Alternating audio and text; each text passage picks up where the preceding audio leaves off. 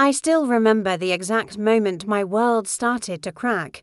The conference room was freezing that morning. The air conditioning hummed like it was mocking us. I sat there in my navy blue blouse, the one I wore when I wanted to feel confident, but my hands were shaking so badly I had to hide them under the table. My name is Sophia Reynolds. For 6 long, beautiful, and exhausting years, I gave everything to Hale Dynamics. I was employee number 7. I believed in Marcus Hale like he was some kind of visionary god.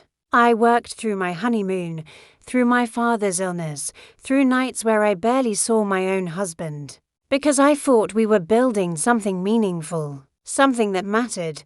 But that day he destroyed the illusion.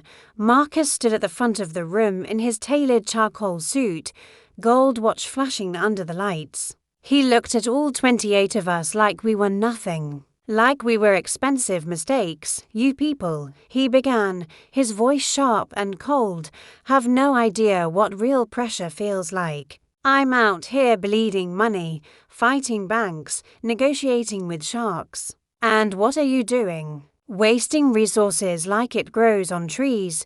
He pointed directly at me. "Sophia, your marketing team's budget this quarter. Embarrassing. Do you think money falls from the sky? Tighten up or I'll replace every single one of you with people who actually understand economy."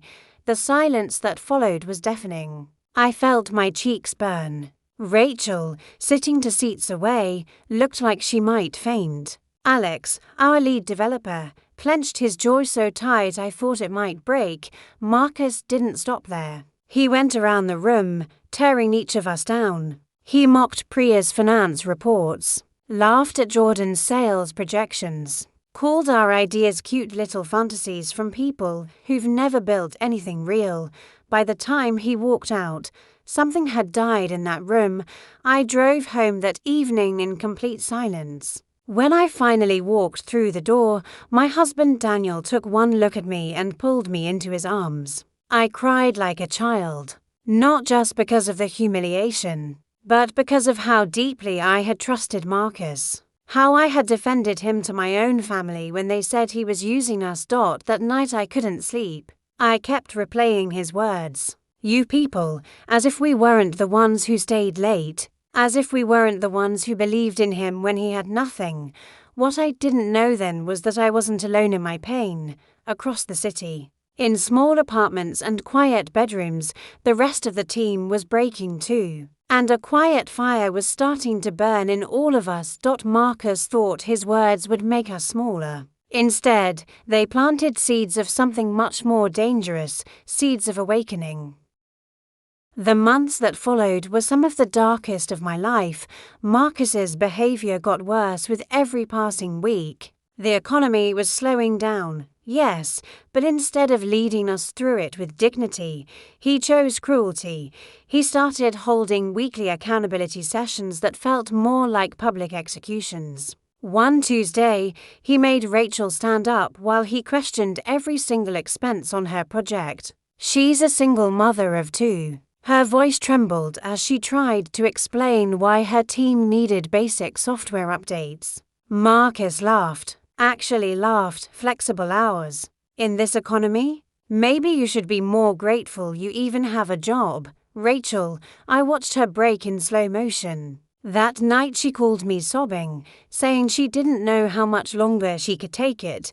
Then came the salary delays. 3 weeks, then 4. Some of us had to borrow money from family just to pay rent. Meanwhile, Marcus posted pictures from Dubai on his private Instagram, first-class flights, luxury yachts, all while telling us we needed to tighten our belts.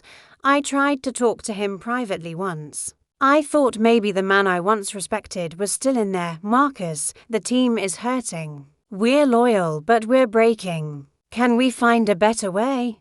He leaned back in his leather chair, smiled that cold smile, and said, "Sophia, loyalty doesn't pay the bills. Results do. If you can't handle real business pressure, maybe you don't belong here."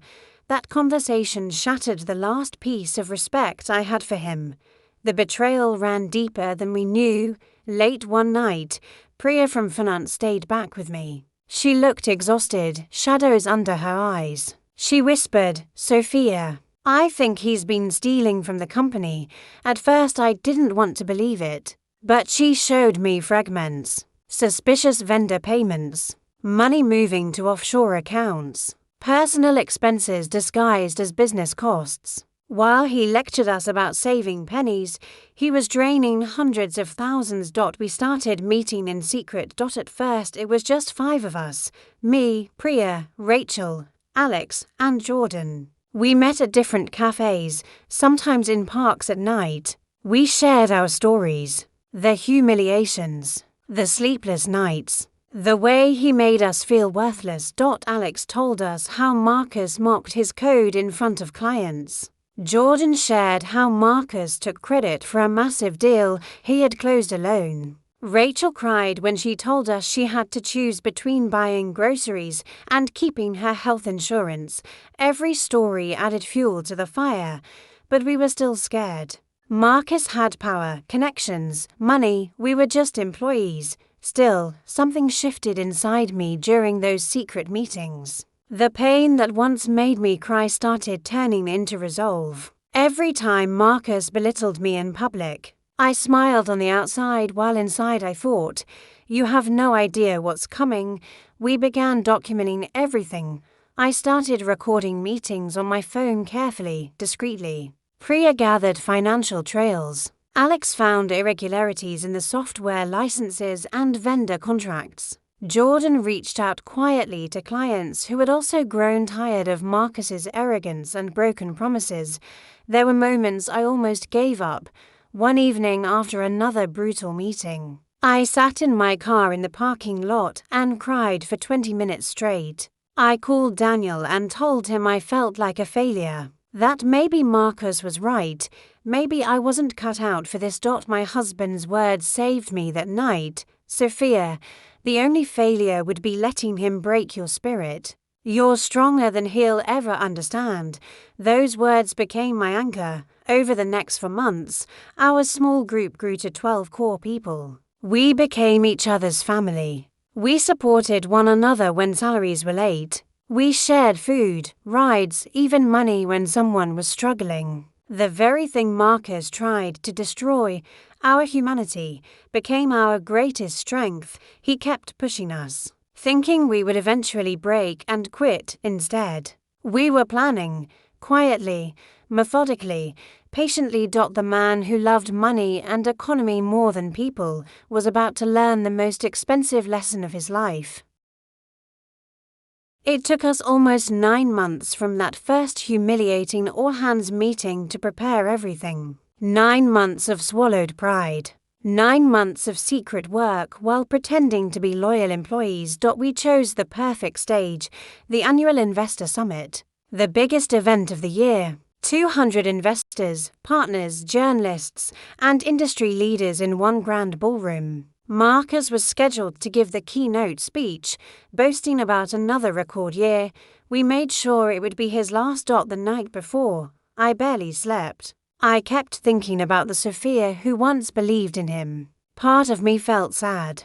Another part felt powerful. The day arrived. Marcus walked on stage like a king, confident, smiling, waving to the crowd. The massive screen behind him lit up with his polished slides. He began his speech, talking about leadership, vision, and how he had guided the company through tough economic times. Then Alex, from the control room, made the switch. The screen went black for 3 seconds. The audience murmured.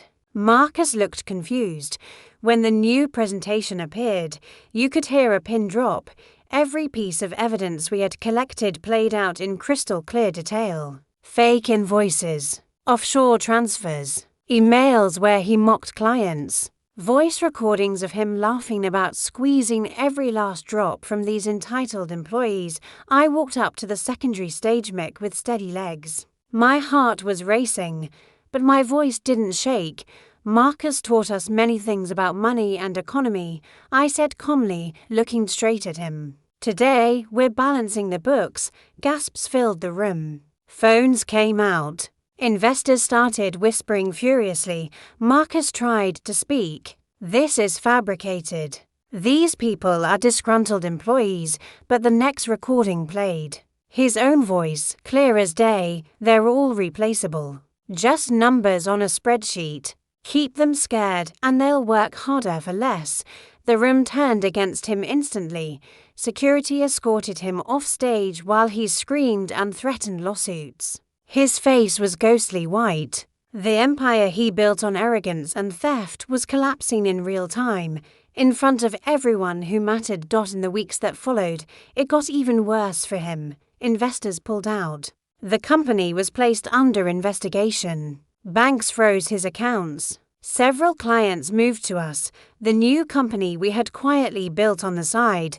Marcus tried everything. He called me personally at 2 a.m. one night, voice broken and desperate. "Sophia, please. We can fix this. I'll give you whatever you want." I listened to him beg for a minute, then said softly, "You already took everything from us, Marcus. Now we're taking back our dignity." And I hung up. Today, our new company, Phoenix Collective, is thriving. Not because we wanted revenge, but because we wanted to build something better. We have transparent salaries, real profit sharing, flexible hours. Most importantly, we treat every person with respect. Rachel is now head of operations and thriving. Alex leads innovation without fear. Priya keeps our finances honest and clean. Jordan closed our biggest deal yet last month. As for me, I finally sleep peacefully. The woman who once cried in conference rooms now stands taller than ever. Here is what I want you to take from my story. No amount of money, power, or success gives you the right to destroy another person's spirit. When you belittle the people who carry your dreams, eventually they will stop carrying them. Sometimes they will build something stronger without you. Never let anyone convince you that your worth is measured only in economic value. You are more than a number on a spreadsheet. Your dignity, your effort, your humanity, they matter. If you're listening to this right now and you're in a situation where someone is breaking you down day after day, know that you are not alone. Gather your quiet strength. Find your real team. And when the time is right, choose yourself. The comeback is always more powerful than the breakdown. I'm no longer shattered. I'm no longer small. I am free, and I hope, wherever you are, you find your freedom to. Thank you for listening to my story. If it touched you, share it with someone who needs to hear it. Remember, the team is always stronger than the tyrant believes. Soft, hopeful music fades in.